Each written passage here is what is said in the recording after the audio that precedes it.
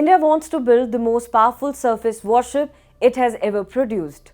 Project 18, the Navy's next-generation destroyer, is expected to be bigger, more heavily armed and far more networked than today's Visakhapatnam class. And now comes the Japanese connection. Reports say India is examining technologies associated with Japan's Maya-class destroyers among Asia's most sophisticated air and missile defense warships.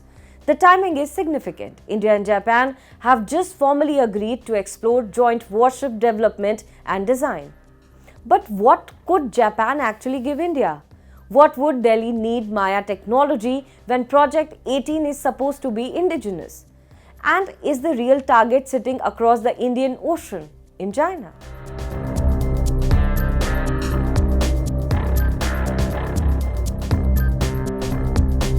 Let's start with what Project 18 is all about. This is India's next-generation destroyer program and it is massive. Each ship is expected to displace around 13,000 tons, bigger than anything the Indian Navy has ever built. It will carry 144 vertical launch cells loaded with BrahMos missiles, India's long-range air defense system called Kusha, and space reserved for hypersonic weapons. The Indian Navy currently runs Visakhapatnam-class destroyers. Project 18 is meant to leapfrog that generation entirely, and some analysts already call it cruiser class, not just a destroyer. Now understand why Japan's Maya class is on India's radar. This is Japan's most advanced destroyer, built around the Aegis combat system. It carries a 96-cell missile launcher capable of firing SM-3 interceptors that can hit ballistic missiles outside the Earth's atmosphere. In 2022, JS Maya actually pulled off that exact intercept in trials with the US Navy. That is the core capability India wants: proven ballistic missile defense at sea, something India's current destroyers do not have. India isn't looking to buy the ship. India is looking at how Japan built the system inside it. Earlier this year, Japan made India an extraordinary offer: the complete design and production rights for its Mogami-class frigate, along with critical technology. That would have been Japan's first major defense platform export to India, and a sharp departure from Tokyo's traditionally restrictive arms export policy. India is still weighing that offer against its own indigenous frigate program. Project 17, bravo, but the pattern is now clear. Japan is opening its naval technology vault for India, frigate and destroyer both, at a pace nobody expected 2 years ago. Japan is racing to counter China's naval expansion in the East and South China Seas. India is watching Chinese warships push deeper into the Indian Ocean. Both countries are Quad members, both anxious about the same rival, and both now see naval technology sharing as a faster route to deterrence than doing everything alone. Japan already sealed a major Mogami deal with Australia worth up to $20 billion. India so far is still evaluating, but the direction of travel is obvious. This is Japan positioning itself as a serious defense exporter and India positioning itself as the biggest prize in that push. Put it all together and this is bigger than one ship's design. For decades, India built its navy around Soviet and Russian systems, with the West arriving much later through deals like P-8 aircraft. Japan barely featured. Now, Tokyo is offering India frigate blueprints, destroyer expertise and full technology transfer.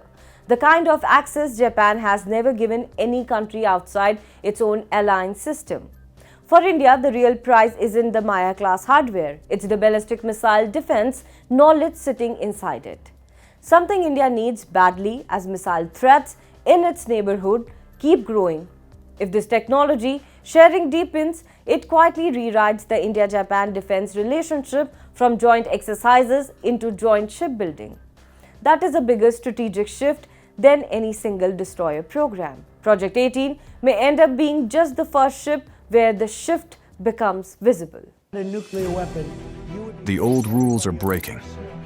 Alliances are shifting. Apologize again to the victims of the paedophile Jeffrey Epstein. Wars are redrawing maps. Oil routes can shake economies overnight. One election in America can impact markets in Mumbai. No tax on tips.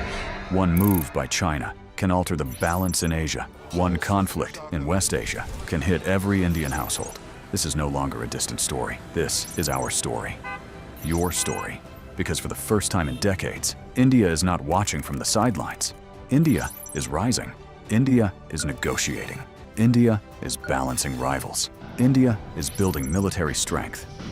India is shaping trade routes. India is becoming central to the new global order.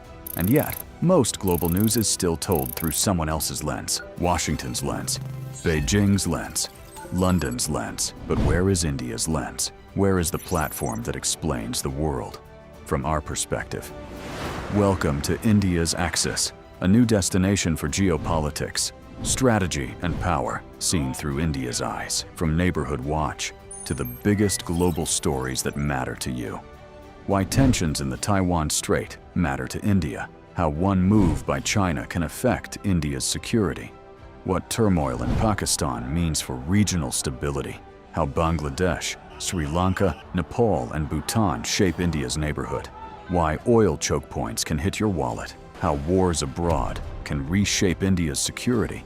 This is not noise. This is not shouting. This is not recycled headlines. This is sharp, intelligent storytelling. Daily explainers, war room analysis, strategic conversations. Because news is everywhere, but perspective is rare, and in the age of confusion, clarity is power. Aegis is for the audience that wants more than headlines. The axis of global power is shifting. India is at the center of that shift. It's time the world was explained accordingly, to understand the world through India's strategic lens. Subscribe now.